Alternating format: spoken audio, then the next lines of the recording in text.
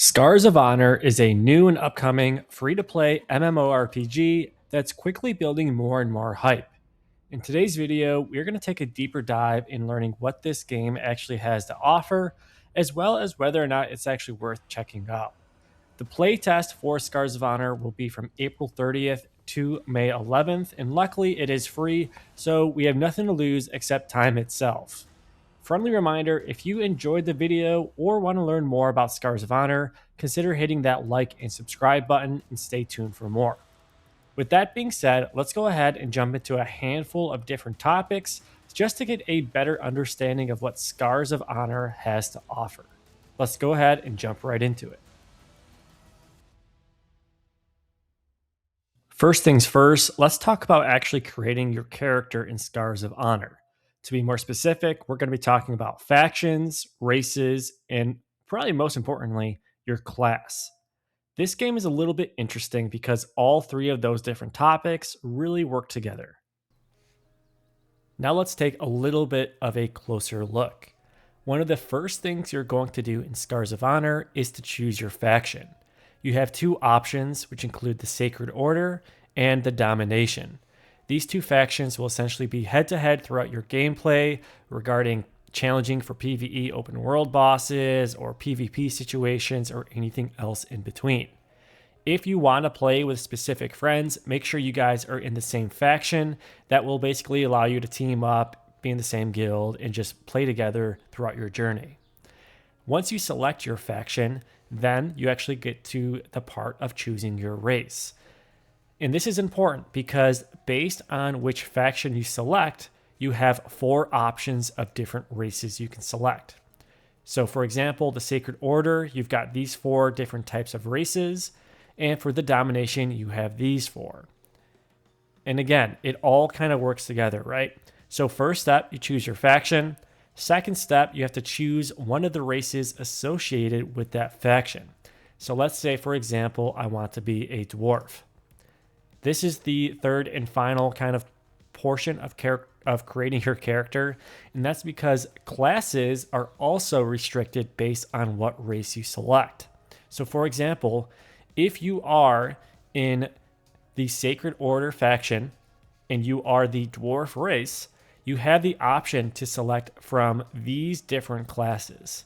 So again, if you see a specific class that does not fall in this bucket, make sure that you're not being a dwarf in the Sacred Order because you will be restricted from playing that class. On your screen now is a quick chart that helps illustrate what exactly your options are when it comes to each faction and race when it comes to class. As you can see, for example, if you're in the Sacred Order and you want to be a mage, well, the only race you really can select is human. In other situations, if you want to be a paladin in the Sacred Order, well, you have a lot more options when it comes to the race because you can be basically any race in the entire faction.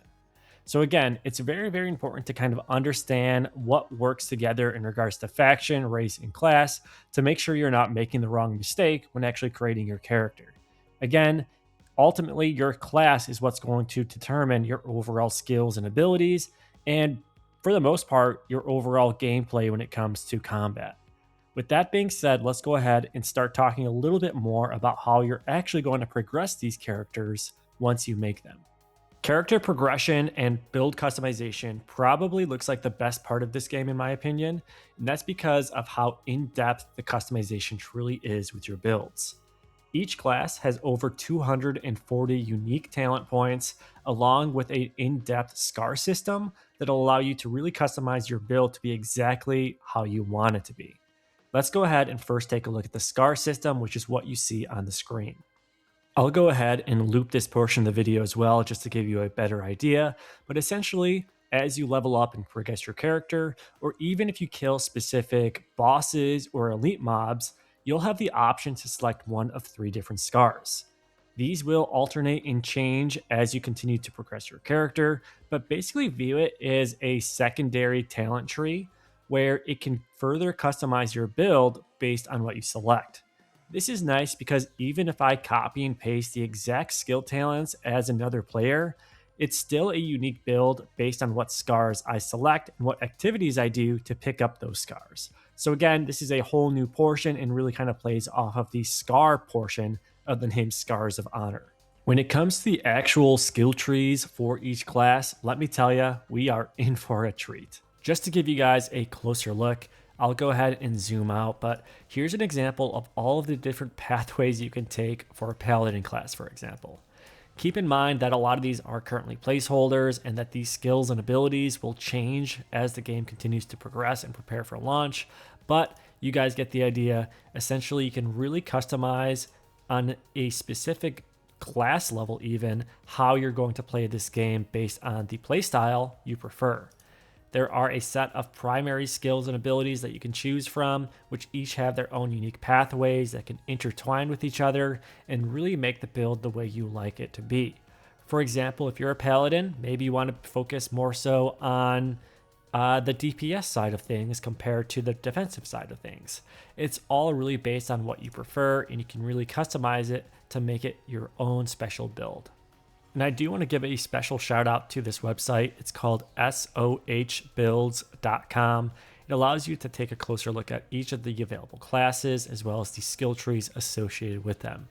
Again, they are going to be updating this as the game continues to progress and update itself, so keep that in mind as you jump in and explore.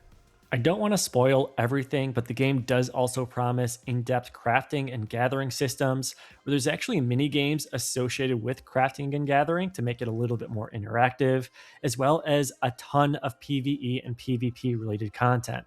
For example, they said that there's a setup where there's endless dungeon exploration, where no two dungeon runs are going to be the same. There's going to be dynamic layouts, shifting encounters, changing modifiers, different rewards and challenges as you do each one. Additionally, there's going to be in-depth PvP systems that really focus on fair competition, where you can test your skills in like certain arenas or battlegrounds with equalized gear. So again, there's not going to be a situation where someone just gets one specific piece of gear and just melts everyone else. It's really going to be based on strategy and just overall skill play. Additionally, I will call out that there is a balance of PvE and PvP endgame content as they've shared in previous dev streams. Again, as we jump in, we're going to get a closer look at what exactly that looks like and means, but time will tell. If you want to learn more about Scars of Honor, or even check out the playtest from April 30th to May 11th, be sure to visit their Steam page, log in, and scroll down and hit this button right here. Once you hit request access, you'll be added to the line of many testers that will basically be granted access in large batches during the playtest. So the sooner you click this button, the higher the chance you are to actually gain access during the playtest. Also, be sure to support them and add it to your wish list just to show them that this is something you're interested in playing.